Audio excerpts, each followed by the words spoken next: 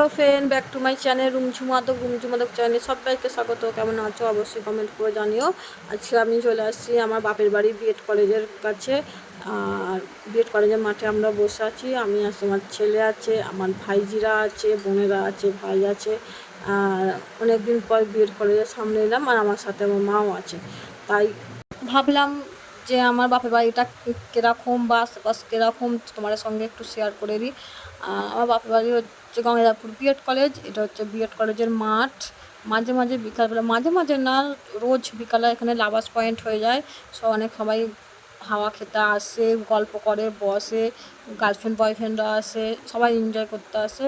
আর এখানে খুব মজা করে, সবাই দেখতেই পাচ্ছ। এটা বিএড কলেজের সবথেকে বড় মাঠ। এই মাঠের মধ্যে খেলা প্র্যাকটিস হয়, বাচ্চা বড় সবাই খেলা প্র্যাকটিস করে। এখানে খেলা প্র্যাকটিস করার জন্য এখানে ভর্তি হতে হয়।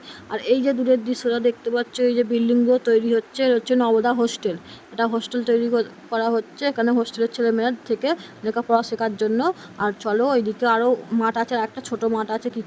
দেখো এদের খেলা হয়ে গেছে, এদের খেলা শেষ, এবার এরা বাড়ি যাচ্ছে। আমরা একটু বড় মাঠ থেকে বা ছোটো মাঠ যেখানে আছে সেখানে যাব।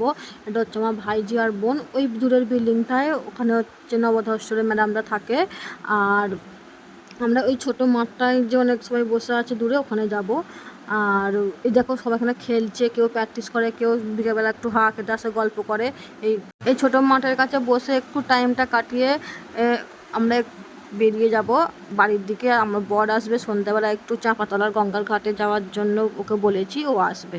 আমার মুখটা অনেকটাই প্লেম হয়ে গেছে, মুখে অ্যালার্জিতে ভর্তি হয়ে গেছিলো, তাই অনেক দিন ভিডিও করতে পারিনি। অনেকটাই প্লেম লাগছে, ফেস লাগছে। চলে এলাম আমি, আমার বর যেখানে আসার জন্য ওয়েট করছিলাম বিকাল থেকে আমি, গঙ্গার পাড়ে।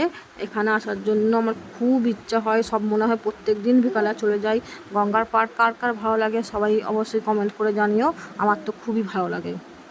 দেখো আজ কত ভিড় হয়েছে, কত সবাই আসছে গঙ্গার হাওয়া খেতে।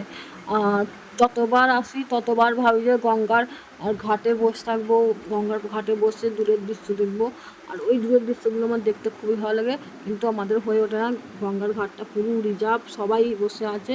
আমার আর কপাল একদমই ভালো না। যতবার আসি ভাবি ঘাটে বসবো, কিছুতেই হয় না। তাই দুজনকে গঙ্গার ধারে থামগুলোতেই বসতে হয়। এর মতো এখানেই টাটা, গুড নাইট।